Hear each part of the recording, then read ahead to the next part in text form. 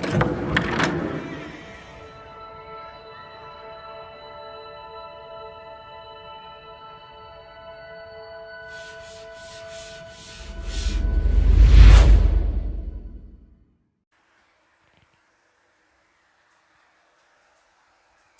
Everyone, I am Dhananjay from Dhananjay classes. My dear, आज हम discussion करने वाले हैं a very important article, that is oxy acids. Oxy अम्ल क्या होते हैं? और जो मेरे व्यूअर्स इस आर्टिकल को पहले भी पढ़ चुके हैं वो बड़ी अच्छे से इसकी इंपॉर्टेंस जानते होंगे। वो जानते होंगे this is a very most important, not only in the board examination but also in the competitive examination. तो चलिए आज यही टॉपिक डिस्कस करेंगे हम और आप मिलकर। नाम है जिसका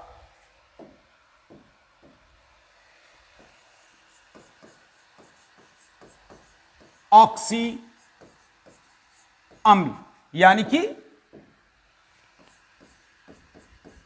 ऑक्सी एसिड्स। क्या होते हैं ऑक्सी एसिड्स?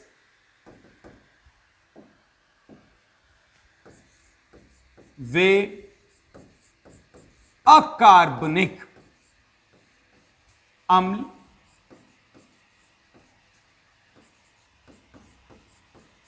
जिनमें हाइड्रोजन अधातु के साथ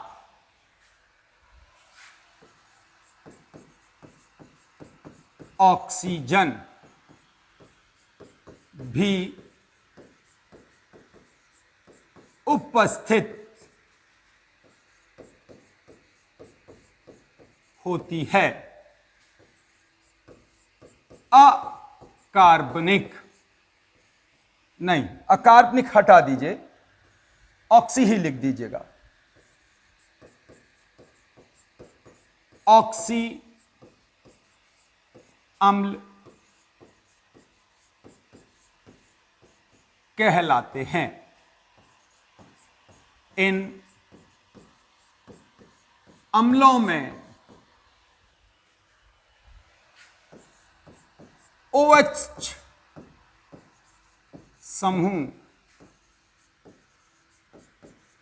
अधातु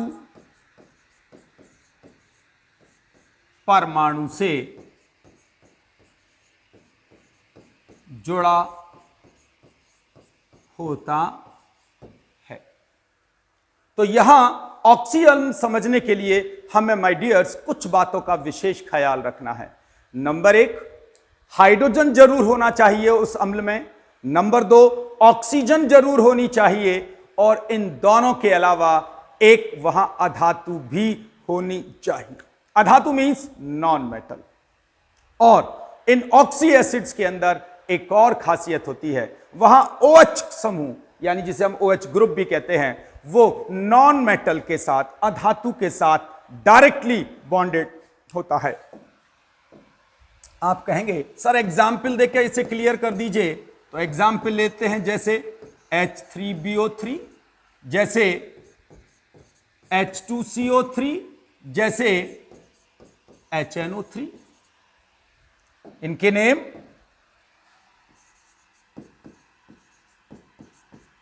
ऑर्थो बोरिक अम्ल,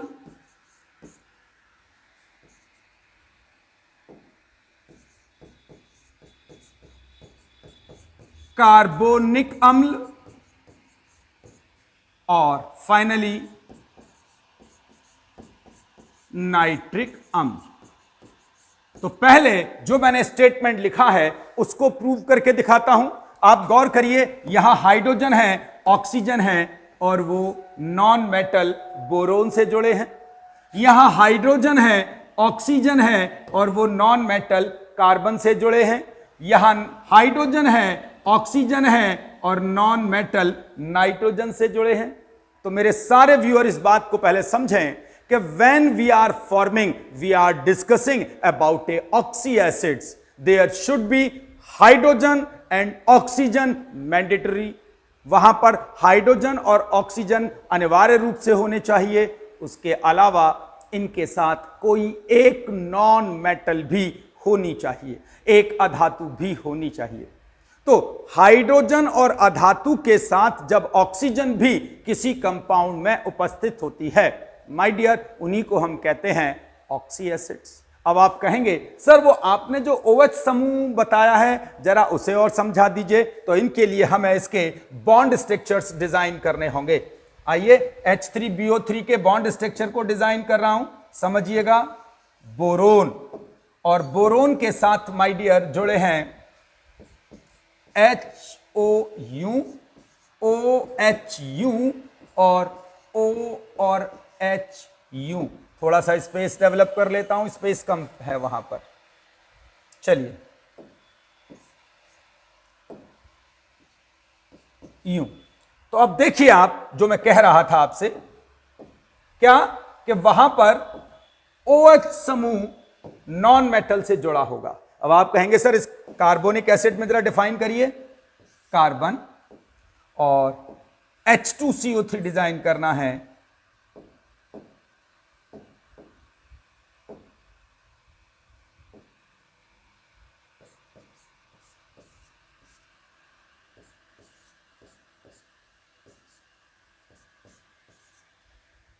H2CO3 यहां देख सकते हैं अगेन, यदि आप विजिबल हो आपके लिए, तो OH ग्रुप वापस नॉन मेटल से जुड़ा है। और सर नाइट्रिक एसिड का डायग्राम डिजाइन करिए जरा। नाइट्रोजन और उसके साथ हमें ऐड करना है HNO3। HNO3, you can see HNO3, the diagram of nitric acid. और again I will prove that OH group is attached with the non-metal. तो जब आप ऑक्सी अम्लों की बात करेंगे तो आपको यह बात समझनी होगी, ऑक्सी अम्ल के लिए हमें दो बातों का विशेष ख्याल रखना है। हाइड्रोजन और ऑक्सीजन के साथ कोई नॉन मेटल होनी चाहिए, the first rule. The second rule, वहां OH ग्रुप नॉन मेटल के साथ जरूर जुड़ा होना चाहिए। If you are getting such type of conditions in a compound, then you can say, my dear, this compound is a oxy acid. Is that clear? अब सवाल आता है, क्या सर किसी भी नॉन मेटल को हम हाइड्रोजन और ऑक्सीजन के साथ ऐड करके ऑक्सी एसिड्स बना सकते हैं? नहीं माय डियर, उसके लिए एक कंडीशन हमें बड़ी अच्छी से याद रखनी पड़ेगी। अब आप कहेंगे सर क्या कंडीशन है? नोट डाउन करिएगा इसे।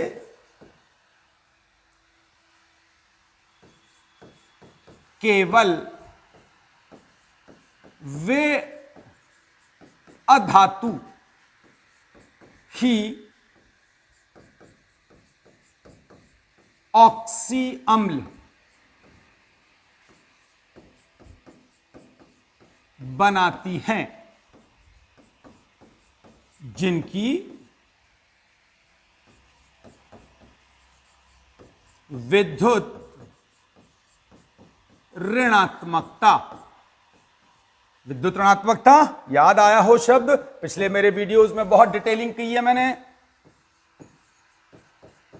इलेक्ट्रो नेगेटिविटी, तो जिनकी विद्युत ऋणात्मकता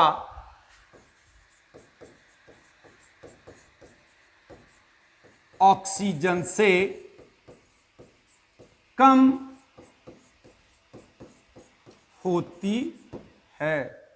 तो माय डियर याद रखिएगा, क्या सभी नॉन मेटल्स ऑक्सी एसिड्स बनाने के लिए रेस्पॉन्सिबल हैं? नो, केवल वे ही नॉन मेटल्स हाइड्रोजन और ऑक्सीजन के साथ मिलकर ऑक्सी एसिड्स बना सकती है जिनकी इलेक्ट्रोनेगेटिविटी ऑक्सीजन से कम होगी। यही रीजन है कि फ्लोरीन के oxy acids are not available. Fluorine के ऑक्सी एसिड्स कभी नहीं मिलते। जानते हैं क्यों? क्योंकि फ्लोरीन की इलेक्ट्रोनेगेटिविटी हमेशा ऑक्सीजन से ज्यादा है। चलिए, फर्स्ट नोट डाउन कर लिया आपने नोट। सेकंड नोट करेंगे, यदि किसी एक ही अधातु के कई ऑक्सी अम्लों में ऑक्सीजन की संख्या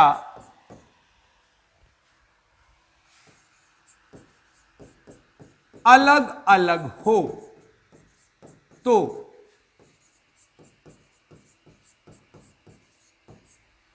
ऑक्सीजन की संख्या बढ़ने पर ऑक्सी अम्ल की तीव्रता तीव्रता स्ट्रेंथ, शक्ति बढ़ती है। अब आप कहेंगे सर मेरे तो समझ ही नहीं आई बात। एग्जाम्पल से मजा लेते हैं इस आर्टिकल को। HOCl, HClO2, HClO3, HClO4। गौर करिएगा, मैंने क्लोरीन के 1 2 3 4 ऑक्सी एसिड्स को यहां लिखा है, और इन सब के अंदर यदि आप देख पा रहे हो, just you are increasing the number of oxygen atoms, and if someone is asking which one has maximum strength and why, तो ये नोट आपको इस क्वेश्चन का आंसर देने जा रहा है कि यदि किसी एक ही अधातु इसमें कौन सी एक है, हाईलाइट कर देता हूं जल्दी से।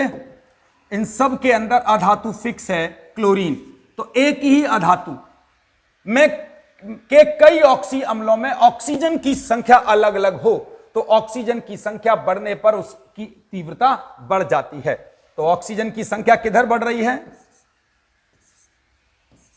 इधर बढ़ रही है। यानी इस एसिड की कंपैरिजन में इस एसिड की स्ट्रेंथ, इस एसिड की तुलना में इस एसिड की स्ट्रेंथ, और इस एसिड की तुलना में इस एसिड की स्ट्रेंथ अधिक होगी। याद रखेंगे। आइए एक और अपन नोट डाउन करते हैं। थर्ड नोट है,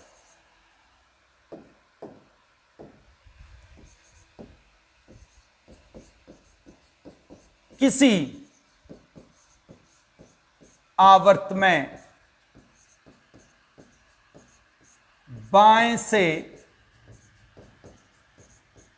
दाएं जाने पर ऑक्सी अम्ल की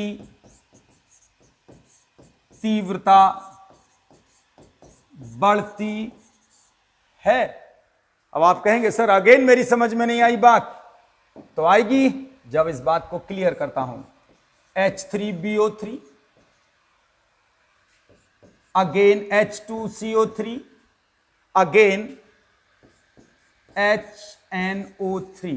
यदि गौर करें तो इसमें जो हमारी नॉन मेटल है my dear, this is boron, this is carbon and this is nitrogen, और ये तीनों के तीनों element second group second period के हैं, दूसरे आवर्त के हैं। Boron atomic number 5, C atomic number 6, N atomic number 7। तो जैसे जैसे हम किसी भी आवर्त में बाएं से दाएं जाते हैं, तो क्योंकि अधातुओं का या तत्वों का आध्यात्मिक गुण बढ़ता है, नॉन मेटेलिक प्रॉपर्टी बढ़ती है, दैट्स वाई इनकी ऑक्सी अम्लों की शक्ति भी बढ़ने लगती है। यानी कि ऑर्थोबोरिक अम्ल की तुलना में कार्बोनिक एसिड और कार्बोनिक एसिड की तुलना में नाइट्रिक एसिड की स्ट्रेंथ ज्यादा होगी। याद रखिएगा। तो ये ताकत कब बढ़ रही है, when we are moving left to right in a period in periodic table. तो आध्यात्मिक लक्षण बढ़ता है, इसीलिए ऑक्सी अम्लों की ताकत भी बढ़ जाती है। आइए कुछ और पॉइंट याद दिलाता हूं आपको।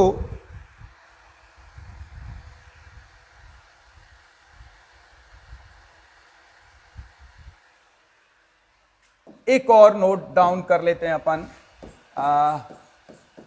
Note number 4।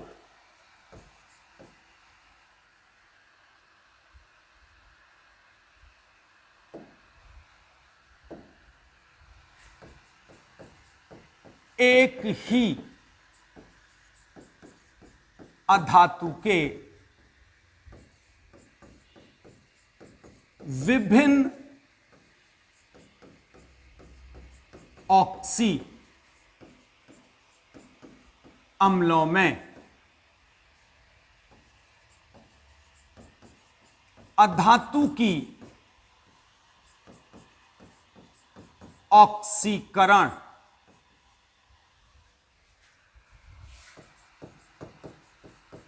संख्या बढ़ने पर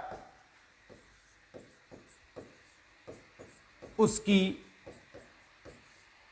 शक्ति यानी स्ट्रेंथ बढ़ती है। अब आप कहेंगे सर समझ ही नहीं आई बात, तो समझ लेते हैं। अभी हमने एक एग्जाम्पल पढ़ा था HOCl, HClO2, HClO3 और HClO4।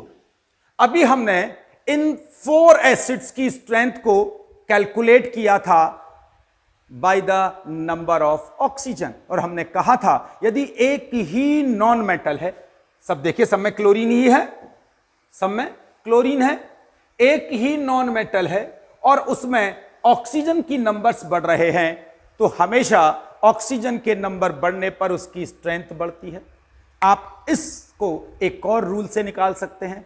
आप इस प्रकार यदि एक ही नॉन मेटल के विभिन्न एसिड्स दिए जाएं और आपसे कहा जाए बताइए इसमें से किस ऑक्सी एसिड की स्ट्रेंथ ज्यादा है और क्यों, तो आप क्या करिएगा, उसके अंदर जितने भी एसिड्स दिए गए हैं उसके नॉन मेटल की ऑक्सीडेशन स्टेट निकाल लीजिए। सबकी नॉन मेटल की ऑक्सीडेशन स्टेट निकालिए। निकाल देता हूं, यहां HCN की +1, यहां HCl की +3, यहां HCl की +5, यहां HCl की +7। तो आप गौर से देखिएगा, यदि आपको ऑक्सीडेशन स्टेट निकालनी नहीं आती तो मेरे प्लेलिस्ट में जाकर मेरे पिछले वीडियोस को देखिए जहां मैंने आपको एलिमेंट्स की ऑक्सीडेशन स्टेट निकालनी सिखाई है। तो यहां मैंने उन रूल्स को अप्लाई करते हुए थोड़ा फास्टली सभी में क्लोरीन की ऑक्सीडेशन स्टेट निकाली है। क्योंकि क्लोरीन की ऑक्सीडेशन स्टेट रेगुलरली बढ़ रही है तो हम इसे कह सकते हैं कि HOCl की कंपैरिजन में HClO2, HClO की कंपैरिजन में HClO3 और HClO4 की ऑक्सीडेशन स्टेट क्लोरीन की बढ़ने के कारण स्ट्रेंथ बढ़ रही है। यानी इसमें हाईएस्ट एसिडिक HClO4 होगा और लोएस्ट एसिडिक HOCl हाइपोक्लोरस अम्ल होगा। Is that clear my dear? उम्मीद करता हूं अब आप सभी को ऑक्सी एसिड्स क्लियर हो गए होंगे, इनकी स्ट्रेंथ कैसे कैलकुलेट की जाती है, इनकी पीरियड्स में क्या इंपैक्ट पड़ता है, ऑक्सीजन बढ़ने पर क्या इंपैक्ट पड़ता है, ऑक्सीडेशन स्टेट बढ़ने पर क्या इंपैक्ट पड़ता है, आपने समझा होगा। और अब भी आपको ऐसा लगता है कि कुछ क्वेश्चन ऐसे हैं जो आपके ब्रेन में अभी भी सॉल्व नहीं हुए हैं, तो मेरे वीडियो के नीचे कमेंट करके क्वेरीज डेवलप करिएगा। I will try my best कि मैं आपको जल्दी से जल्दी आपके क्वेश्चन का आंसर दे सकूं। अपनी वाणी को यही विराम दूंगा, जल्दी ही नए वीडियो के साथ, नए आर्टिकल के साथ आपसे मिलूंगा। तब तक के लिए नमस्कार।